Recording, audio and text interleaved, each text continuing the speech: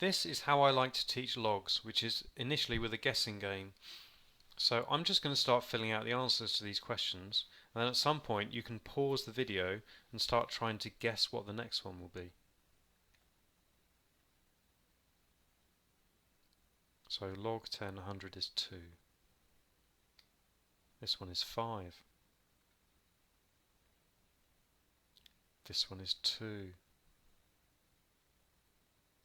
This one is 6. Have you spotted what's happening yet?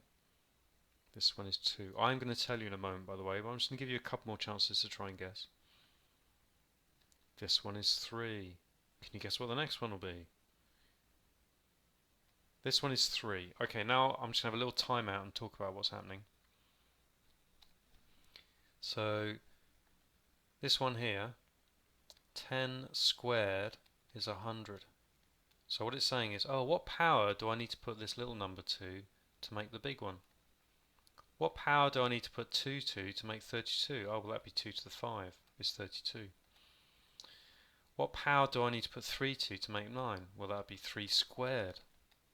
Let's just skip to here. What power do I need to put 2 to make 8? Well, that'd be 2 cubed is 8.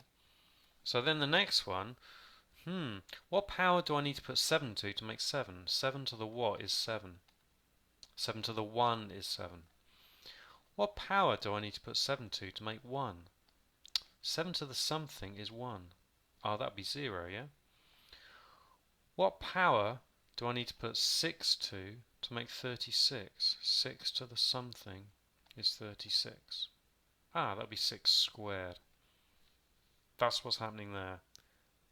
Let's look at another page of stuff. Ah, yes, right.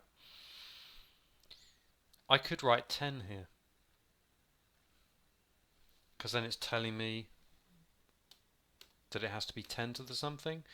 But if there's nothing there, we just assume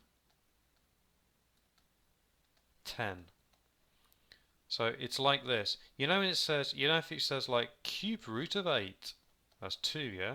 And then it says this one. Do we say, well, wait, you forgot to put a number there? Well, maybe you did forget to put a number there. Don't get me started. But we just assume that means square root. I'm not a fan of this. I think it's lazy maths, and I think that I wish that we had to always write a number here, but we don't. That's not how it works. I don't get to change the world. So I'm not world dictator of maths. So I just got to put up with it. Anyway, but it's the same thing here, right? So if you can't see a number, we just assume it's a 10. Okay.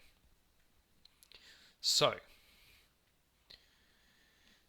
we're now going to kind of look at this as their opposites. So log base 10 of 100 is kind of the opposite of 10 squared, and log to base 2 of 8 is kind of the opposite of 2 cubed. So technically, so if you look down here at this little sentence in brackets, something to the power n and log to the base n of something are inverse functions. Let's finish off. Last page, 8 little questions. So I'll do the same thing again, I'll just slowly answer them so you can just keep pausing it if you want to. That is 2, because 9 squared is 81. This one's a half, because 9 to the half makes 3. This is a 1, because 8 to the 1 makes 8. This is a 3, because 3 cubed is 27. Because remember, the inverse function, 3 cubed is 27, because the inverse function is where we do it to a power. This one is another 3, because 5 to the 3 is 125. This is a 2, because 7 squared is 49. What's this? You might be taking longer to work this one out. It's minus 1, because 7 to the minus 1 is 1 over 7. Okay, so what's the next one? This is minus 2, because 5 to the minus 2 is 1 over 25.